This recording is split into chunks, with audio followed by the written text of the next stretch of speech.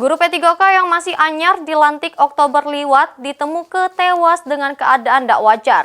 Dengan sekel, tangan sama mulut terjerat. Sekretaris PGRI Kabupaten Oku meminta pihak kepolisian mengusut tuntas kejadian tersebut.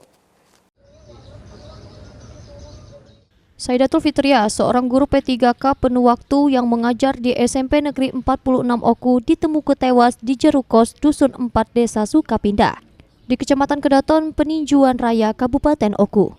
Korban diketahui baru 2 bulan mengajar di sekolah tersebut.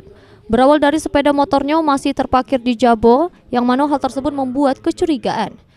Kemudian pas diselip pintu kos yang sedikit terbuka, warga sekitar nemu ke korban jeruk keadaan sudah tidak bernyawa, dengan tangan sama kaki terkebet serta mulut terkebet dengan kain.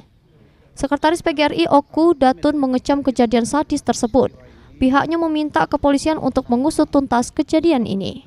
Pihaknya juga bakal ngambil langkah dengan mengirim surat ke pihak PGRI Pusat untuk meminta perlindungan terhadap guru, serta surat tersebut juga bakal ditembus ke Presiden Prabowo Subianto.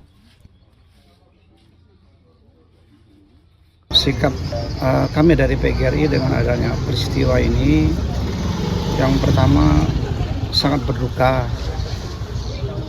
Anggota PGRI Seoku ini terpukul dengan adanya kejadian pembunuhan terhadap guru yang baru 3 bulan melaksanakan tugas di CP 46. Mudah-mudahan dengan kejadian ini kami minta ke pimpinan kita, kepada Presiden, ke Kapolri dan pihak terkait untuk lebih memperhatikan dan melindungi guru. Sementara itu kakak kandung korban Ahmad Khoiruzain ngatoke korban jeruk kesehariannya tidak terlalu mudah dekat dengan wong anyar. Dirinya juga tidak ngerasa ada pirasat apapun. Mak ini jasad korban sudah digawa ke kampung halamannya di Lampung Timur untuk dikebumi ke pihak keluarga. Masih kemarin jam kurang lebih jam 18. Ini keseharian dia ini anaknya seperti apa?